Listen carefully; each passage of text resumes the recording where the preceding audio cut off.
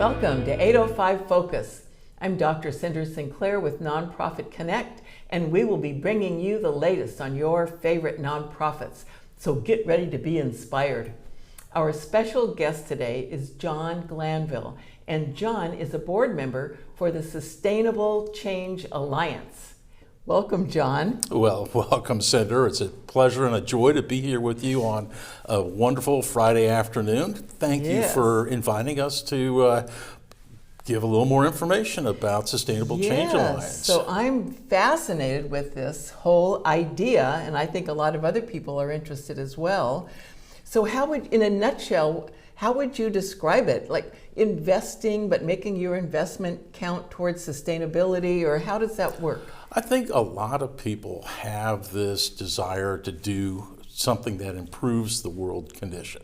I think sustainability, there's an alignment with sustainability with making the world a better place. Mm-hmm. So that's sort of ground zero. Building on that is the desire to interact with people who have similar focus and interests. And so when Sustainable Change Alliance was initially, the concept came together in 2018 with a conference at Antioch on what does sustainability mean. There was a group of us that said, there are legs to this. There's an opportunity for us to actually work together as a group to define what is sustainability and how do you implement sustainable practices in our world today. And so this group, and I'm going to say we're up to 40 members now, it includes some of the larger entities in Santa Barbara, UCSB, Santa Barbara Foundation, Cottage Hospital. Also, a number of individuals like myself decided that this was worth actually putting an organization together. So we put together a 501c3 for Sustainable Change Alliance Foundation. Now, there's also an investment arm, Santa Barbara, Sustainable Change Alliance Incorporated, and there's a smaller group of us who actually co-invest in sustainable ideas. And we look at a number of opportunities on a week-to-week, month-to-month basis, and we can have a sidebar conversation about the investment portfolio at another time. Staying focused on the foundation, Sustainable Change Alliance Foundation, we do educational programming. And and we do field trips. We are on our way up to we have an opportunity to go visit a number of people who are making a difference in realms of energy, environment, agriculture, healthcare, and more. Sustainability touches all parts of society and touches all parts of the economy and touches all parts of our day-to-day lives. So we're looking to actually provide sort of that window into what is sustainability, how does it, what are some of the things that people are doing today in the realm of sustainability, and how can we change society for the better with sustainable practices. So these programs that you put on, are they open to the public? Generally, we like to encourage people to join Sustainable To join as a member? As a member. Okay. In order to attend. We do public forums. We do, there are, I'm going to say, well, it's more than quarterly, so I don't want to say monthly, but it's more than quarterly. There are programs that we actually provide open access to the public, and I think there's a nominal fee for attending, but we also provide good, food, appetizers, and wine. So there's, there is a quid pro quo there. We will make it worth your time, but it's really the brain food is what we're interested in. It's when people get together and they talk over what is, what do they face and what are they doing. A lot of what the opportunity is, I didn't know you before, but now, now I understand you've got an interest in this or this or this. For example, Sandra, I know you travel quite a bit. You may have an interest in sustainable travel. What does it mean? Everything from buying credits for your airline ticket for offsets for carbon, all the way up to going to a country and actually doing some work on the boots on the ground kind of effort. I'm not sure. It seems like that would be a natural fit with what you and Dennis like to do. So you folks, or at least some of the members, kind of go to different places to find out who, sort of, you might say, best practices in sustainability, and then you sort of mentally process that and bring it back to Santa Barbara? Is that well? It's both what is homegrown here. So, for example, the White Buffalo Trust, which has their operation up in Yamala Beach, and they've got a couple hundred acres that they're doing sustainable agriculture. And it's a variety of different things that they're trying to work on to make that operation sustainable. And sustainability has, we like to think that it is the best opportunity for our society going forward. But it's not easy. If it was easy, we'd all be doing it. And so there are, in any arena, there are trade-offs. And so sustainable agriculture, there are challenges in terms of how do you do it in a productive way, and if it is productive, why isn't it being adopted by the broader realm of agriculture? Agriculture is one of the big industries for Santa Barbara County. So we have a lot of compare and contrast of, hey, this is what we think we should be doing. This is what's in practice going on in industrial agriculture. So you've got that discussion going on. So we spend a lot of time looking at, what are the trade-offs? What works? What doesn't work? And then once you identify what works, then you work with philanthropists and other investors to try to fund that?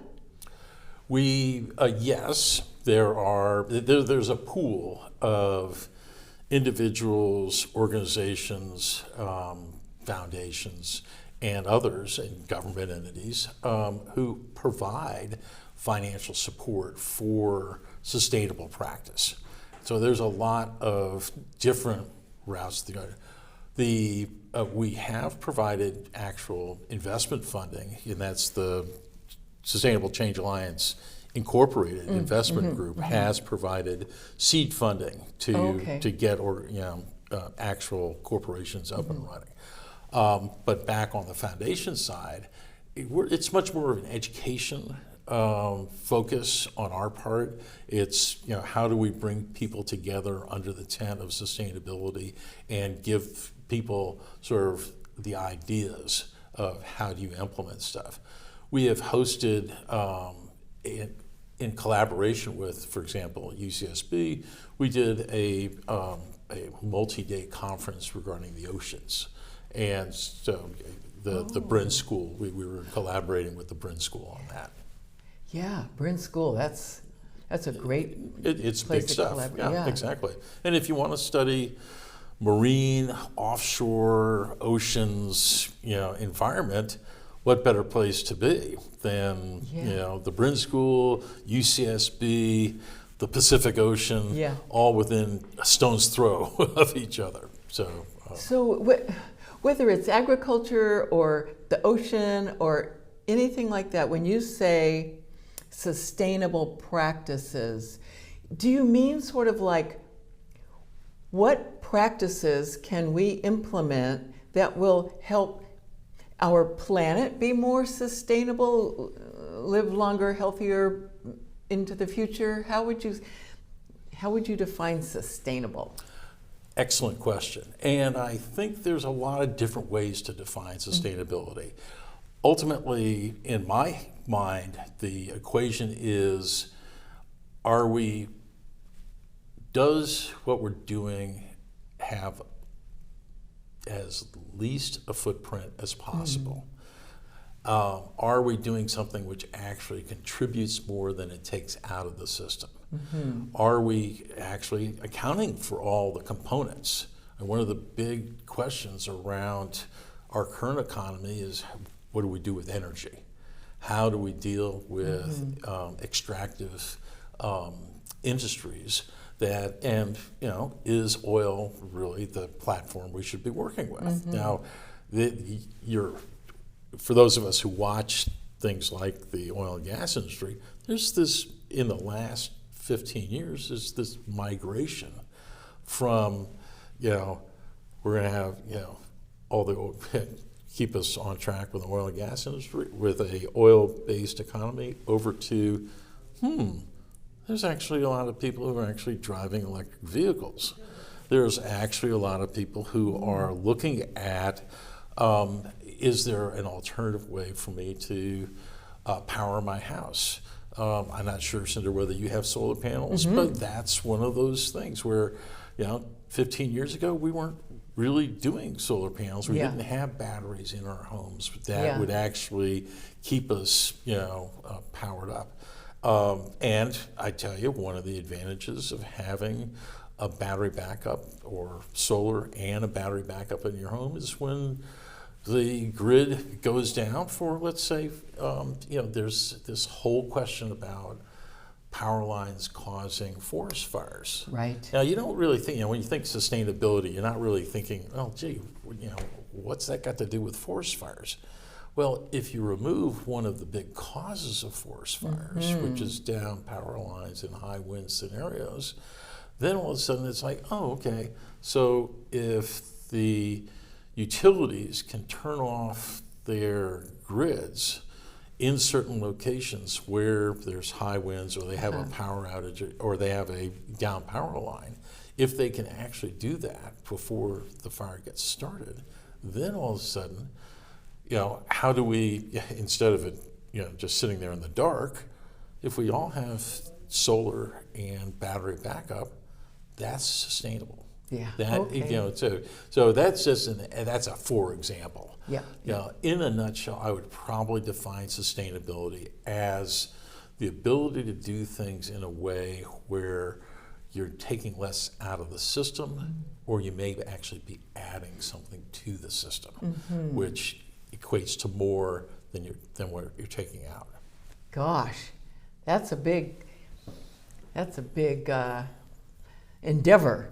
Gee, keeps you busy. I can see that. You could almost say we're fighting entropy, but it's not quite that grand, and I'm not going to say that we're one doorstep away from Newton's 3 laws, but I do think that there are enough people who are concerned about the future, are concerned about where we're going as a people, and it's not just the United States. I mean, this is a lot of the world is concerned about consumption. They are concerned about how we're going to live. And one of the light bulb moments in the last 5 years was the pandemic.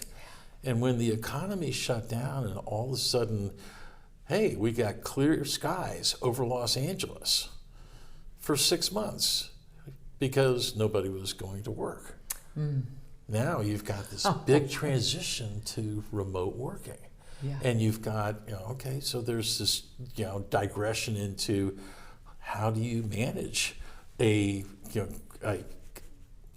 group of employees who are all at home? Yeah.